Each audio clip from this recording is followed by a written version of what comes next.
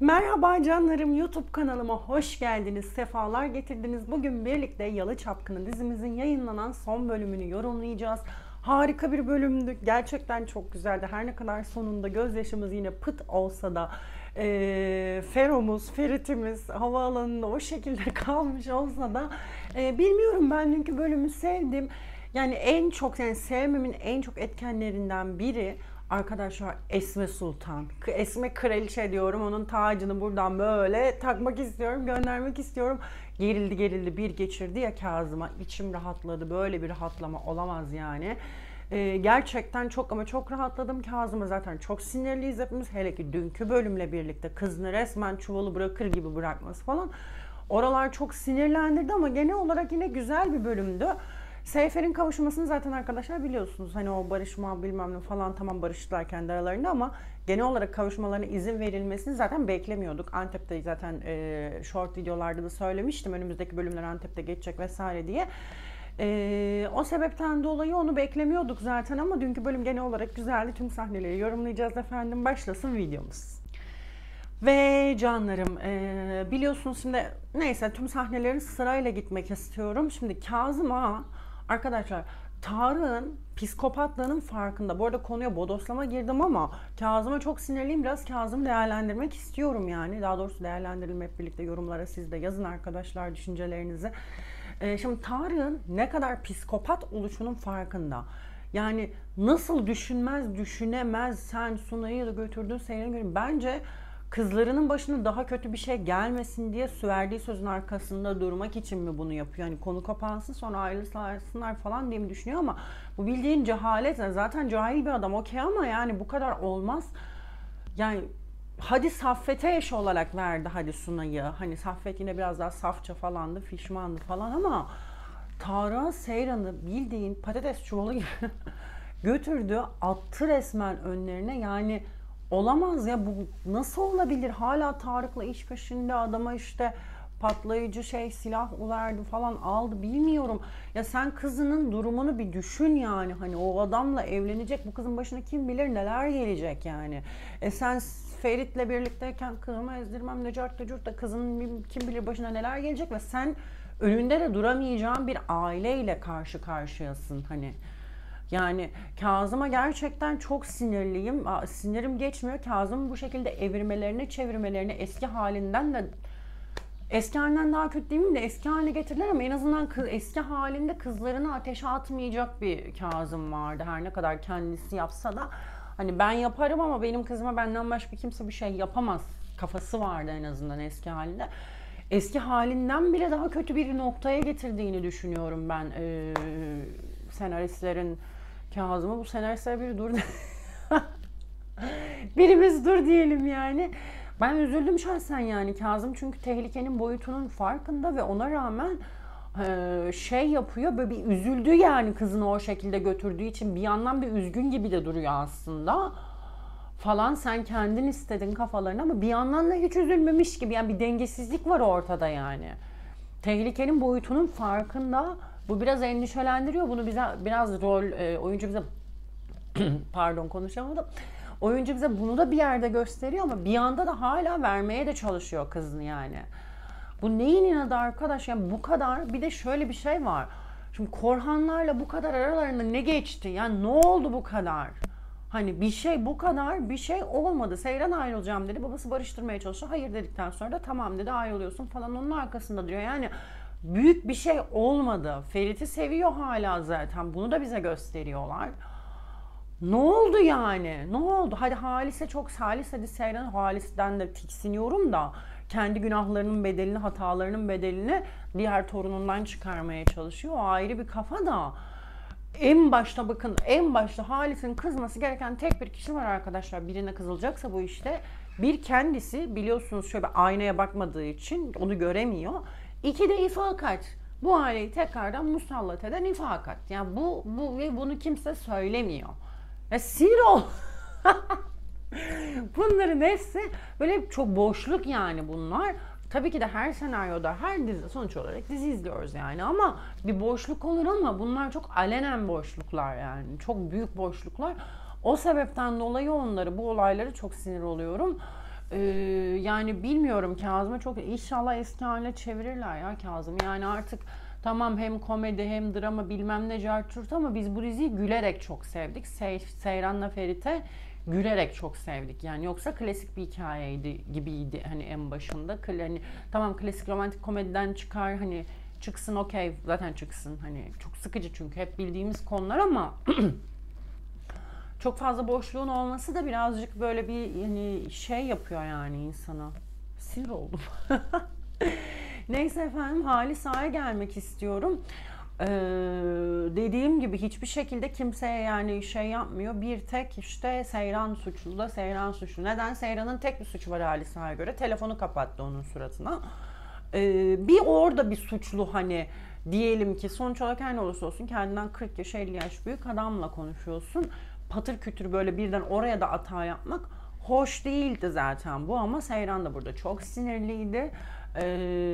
Diyelim ki okey, ama o konunun üzerinden 100 yıl geçti, senin torunun gelmiş ne hale. Şunu diyebilirdi Halis, yani hadi diyelim ki ona tavır koyacaksın, elbette ki hakkındır, büyümüşsün Halis ağamız dedemiz falan. Şunu diyebilirdi, o kız benden özür dilemeden, benim elimi öpmeden bu evden içeri giremez deseydi. Seyran'a da bunu Ferit bir şekilde anlatsın o zaman. Gelsin Seyran da elini öpsün, tamam anlaşalım, kapansın, bitti konu. Bak ben nasıl güzel barıştırdım.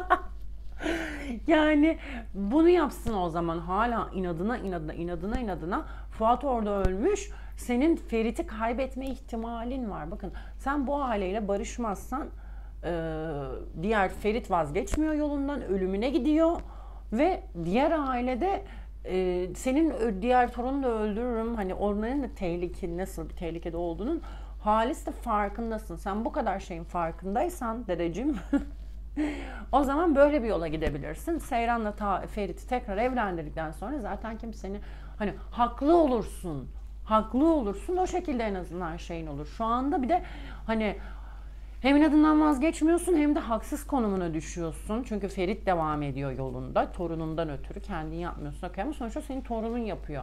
Ha, bana ne diyeceksen tamam, bana ne. O zaman hepten bana ne falan diyormuşum. Yani bilmiyorum, çok değişik muhabbetler, çok sinir oldum. Pelin Zerrin konusuna geçelim bir diğer konu olarak arkadaşlar. Pelin anası girmeden önce bakın kolları da sıvadım böyle arkadaşlar. Pelin annesi girmeden önce ağlıyordu, üzülüyordu, yine çok şeydi, psikoloji bozuktu, ama psikopat değildi. Anası girdi, kıza umudu aşıladı. Kızı böyle buradan böyle çıkardı. Ferit burada zaten tepkisi aynı.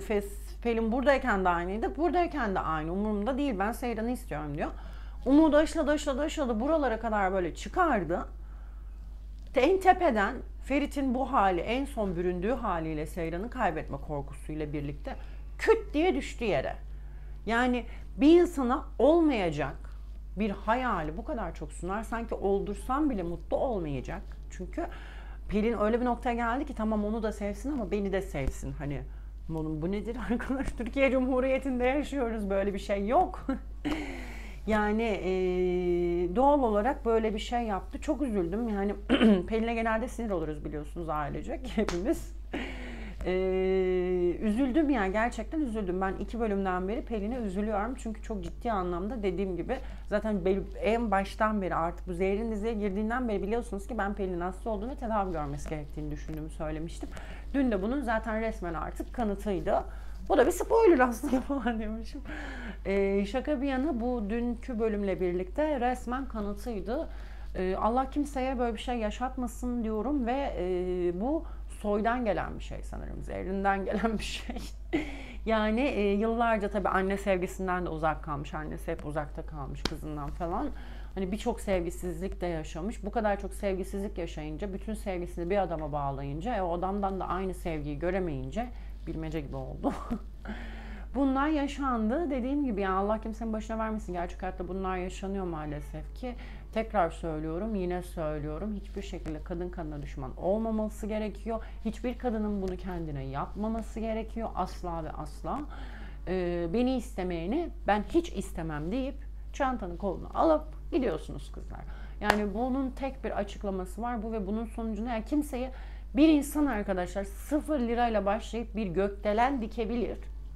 Ama seni sevmeyen bir insana kendini aşktan zorla asla sevdiremez. Yani her şeyi yaparsın, çok iste, çok çabala, ama bir insanı kendine zorla aşık edemezsin. Değilse değildir. 2 kere 2 4, yani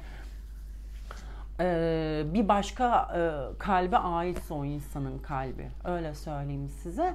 O sebepten dolayı olmuyorsa olmuyordur. Arkanı döneceksin, yani gideceksin. Çünkü sen bir ilişki yaşamışsın. Şimdi bu şey değil, hani dikkatini çekersin. Yine hadi birine aşık olmayan birini yine aşık edebilirsin ama artık o adam başkasına aşık yani. Hani birine aşık değildir. Sen bir şekilde onun hani taktikler vardır. Bir şeyler yaparsın, anladın mı? Ona göre davranırsın. Dikkatini çekmeye çalışırsın. Kendini aşık etmeye çalışırsın, okey falan, ama olmuyorsa olmuyordur ki başka kalbe ait olan bir kalbi aşık etmek, dediğim gibi bir gökdelen yaparsın ama onu yapamazsın. O sebepten dolayı dün Pelin'e gerçekten çok üzüldüm. Bu arada şeyi fark ettiniz mi arkadaşlar? Fragmanda Ferit Pelin'in yanına gidiyordu intihar olayından sonra. İşte sen nasıl bensiz yapamıyorsan ben de Seyran'sız yapamam, Cerçurt falan konuşuyordu. Ama onu bölümde kesmişlerdi. Bakın, bölümleri böyle bir şey yapıyorlar. Yönünü mü değiştiriyorlar? Başka bir şey mi oluyordu? Onu mu ya kaldırdılar artık bilmiyorum. Fragmanda gördüğümüz o sahneyi bölümde göremedik. Yani fark etmişsinizdir diye düşünüyorum. O dikkatimi çekti. Buradan şu tezimiz de aslında bir yerde doğrulanıyor. Değiştiriyorlar. Yani değiştirebiliyorlar bir şeyleri. O dikkatimi çekti. Sizin de dikkatinizi çekti mi? Yazın yorumlara. Diyorum ve bir diğer konuya geçiyorum. Bu arada arkadaşlar birazcık şu Halis Ağaların aileye Halis Ağaların diyorum ya, şu İhsanların, Saffetlerin, Tarıkların aileye geçecek olursak, Tarık beni şaşırttı arkadaşlar, ama buradan şu çıkıyor yine: Tarık Seyran'a aşık değil, saplantı boyutunda. Yani ciddi anlamda bir saplantı var ortada ve o saplantıdan nasıl kurtarırlar artık, oraları hani izleyip göreceğiz, ama ciddi anlamda saplantı boyutunda ve bunu artık kendi de itiraf ediyor. Tarık ve şeyin adını unuttum ya. Başrolün adını unutulur mu? Ferit'in sahnesinde bir içim rahatladı, ama Ferit çok ileri gidiyor. Buradan da şu spoilerımız çıkıyor. Dediğim gibi yani Tarık bir yerde silah çekecek gibi gözüküyor Ferit'e. Bu ortaya çıkıyor. Ben Tarık'ta bir şey daha şaşırdım. Seyran'ı babasının evine götürmesi beni arkadaşlar şaşırttı ya. Ben alttaki kapatırlar falan, o tarz bir şeyler. Belki de ortalık daha karışık olduğu için mi kapatmadılar? Yani ona çok şaşırdım. Bir diğer de şu sahneye çok güldüm ya. Siz de yazın yorumlara, güldünüz mü? Resmen 36,5 Saffet elini almış, terlikleri bebekleri almış gibi kucağına almış. 36,5 numara Sunay'a aldığı terlikle birlikte, ayakkabısı terliği 36,5 malum. Almış kapıya gitmiş, oradan kapıyı dinliyor kızların, heyecanlı. Komik yani, o aileye de birazcık iyi ki Saffet var ya. Bu arada Tarık'ın çok... Tarık'la ilgili bu arada arkadaşlar katıldığım tek bir şey var. Dedi ya, bizim ailede normal yoktur ama ben biraz daha farklıyımdır falan fişman diye. Bugüne kadar Tarık'ın kurduğu cümleler içerisinde bir ona katıldım arkadaşlar. Daha da bir şeye katılmadım. Seyran beni sevsin diye, Tarık da zaten Pelin'in bir kopyası gibi bir şey oldu. Seyran'ın bana aşık olarak gelerek gelmesini istiyorum diyor. Ne desem şimdi... O akıllı Tarık'ımız, bizim akıllı psikopat Tarık'ımız. Bakın, bu kız başkasına aşık ve sen ayrılmalarına sebeplerden birisin. Tamam, 3. sıradasın belki. Belki 2. sıradasın ama sebeplerden birisin Tarık'cığım. Yani bu kız sana nasıl aşık olabilir? Bak, evlenebilirsin, bütün bir ömrü de geçirebilirsin ama bu kızın sana aşık olma ihtimali 0. Yani 0. Yok yani böyle bir ihtimal. Bilmiyorum, çok değişik şeyler. Neyse, bunlar var arkadaşlar hayatta, yani Allah kimsenin başına vermesin diyorum. Ve yavaş yavaş bölümün sonuna gelmek istiyorum. Orhan'ın evlat acısı korkusu çok normal. Tabii ki de sonuna kadar normal. Bir evladını yeni kaybetmiş. Diğer evladı da psikopat bir aileyle savaş içerisinde girme noktasına gelmiş. Gerçekten çok normal. Ama Seyran'ın burada vazgeçmesi gerekiyordu elbette ki, yani orada yani. Kaçıp nereye gidecekler okey, ama bilmiyorum, ben Seyran'ın yerinde olsam vazgeçmezdim ya. Yani vazgeçmezdim, çünkü sonunda öyle bir psikopatla evlenme ihtimalim var. Kaçacaksın, dünyanın bir ucuna gideceksin, oh mis yaşa yani. Tabii kaçmasınlar, biz ne izleyeceğiz de. Yani o sebepten dolayı Ferit'imize, Fero'muza çok çok çok üzüldüm. Yani tam dedik sonunda halveti yaptılar, kavuştular bilmem ne. Bütün bunları bize yaşatan set ekibine buradan teşekkürler olsun diyorum. Ama ben Ferit'e çok üzüldüm. Mektup çok duygulandırdı. Orada bir gözlerim doldu. Ama ben Seyro'nun yerinde olsam durmazdım ya. Yani kaçardım yani. Belli ki uzaklaşmak gerekiyor. Gaziantep'e gitmek, geri dönmekle bir kurtuluş olmayacak Tarık'tan zaten. Aklı olan Seyran bunu düşünmüştür diye düşünüyorum. O sebepten dolayı orada ben bir üzüldüm. Ben olsam Seyron'un yerinde kaçardım diye düşünüyorum. Ama ve lakin bundan sonraki bölümler zaten Gaziantep'te geçecek. Neyse efendim, spoilerlarıma, tahminlerime daha doğrusu. Spoiler da vereceğim elbette ama yoğunluk tahmin üzerinden. Çünkü spoiler deyince artık hani diyoruz vesaire ama değiştiriyorlar. O yüzden biz burada bam gün patlıyoruz. O sebepten dolayı direkt şey yapmak istemiyorum. Bundan sonraki bölümler Gaziantep'te geçecek arkadaşlar. Ferit Gaziantep'e zaten bunu öğrenir. Önce bir yıkılacak. Ailesini suçlayacak vesaire, ortalık bir karışacak. Ferit bunu öğrendiği gibi arkadaşlar binecek arabasına gidecek Gaziantep'e. Tabii ki bunu duyan Tarık da Gaziantep'e gelecek arkadaşlar. Bundan sonraki bölümler Gaziantep'te geçecek diye zaten daha bölüm yayınlanır yayınlanmaz spoilerlar. Fotoğraf kareleri sosyal medyada dönmüş. Yani Yalı Çapkını ekip bu durumdan biraz şikayetçi. Evet, şikayetçi ama yani şöyle söyleyeyim. Yani ben bu kadar reyting, bu kadar çok izlenme çok uzun süreden beri görmemiştim. Öyle ki ya, hatırlıyor musunuz Kurtlar Vadisi izlenirken, yayınlanırken, bu biz küçükken, böyle biz küçükken evet, Kurtlar Vadisi döneminde bayağı küçüktük. Üzerinden çok uzun yıllar geçti. 20 yıl kadar. 15, 17 falan, her neyse 15-20 yıl kadar geçti. Yani Kurtlar Vadisi yayınlandığı gün sokakta resmen trafik, yani böyle sokaklar boş olurdu. Her evde Kurtlar Vadisi izlenirdi. Ben çok net hatırlıyorum yani. Ondan sonra elbette ki çok fazla dizi bu şekilde tuttu. İşte Aşk-ı Memnu, Yaprak Dökümü, klasikler, Kara Sevda vesaire. Çok fazla dizi bu kadar tuttu ama şu anda Yalı Çapkını bildiğiniz bir furya ve sosyal medyada çok kuvvetli şu anda. Çünkü çok fazla küçük yaşta, yani işte 20 yaş olsun, 15, 18 olsun, 25 yaş olsun, yani genç izleyici kitlesi de çok fazla televizyondan.